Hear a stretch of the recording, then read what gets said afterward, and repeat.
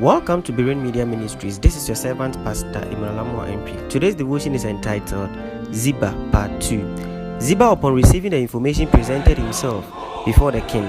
David interrogated, "Is there anyone left of Saul's family to whom I can show loyalty and kindness, as I promised God I would?" Ziba answered, "There is still one of Jonathan's sons. He is crippled."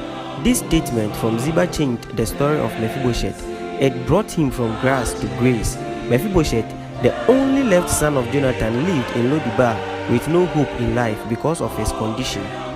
Mephibosheth was the son and heir of Jonathan, David's oldest and best friend. He was the future king of Israel. When he was 5 years, his father and grandfather fell in the same battle on Mount Gilboa, and with their fall, their family fell from the throne.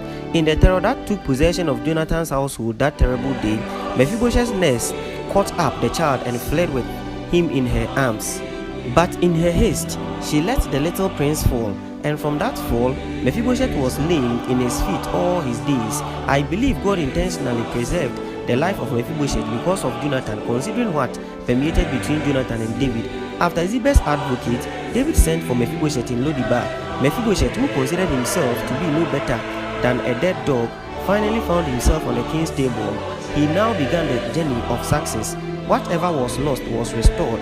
By the way, the kindness Jonathan demonstrated to David should motivate us to do good all the time without thinking about what we will gain directly or personally. Sometimes your great-grandchildren would become the beneficiaries of a certain kindness you showed to someone some years back. Mephibosheth wouldn't have benefited from his father's kindness without the recommendation of Ziba.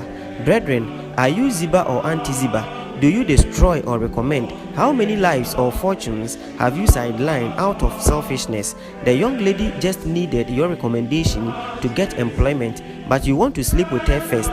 The young guy only needed your signature to get a promotion, but you want to take money first. Not everyone needs your money. Some only need recommendation or introduction. Child of God, let's all learn from Ziba, the servant of Saul. He did not manipulate Mephibosheth before introducing him to David. Don't forget, Ziba and his family also benefited from the success of Mephibosheth. The success of someone upon your recommendation might sustain your life in the future. Read 2 Samuel chapter 9. Remain blessed and have a fruitful day. God bless you. Amen.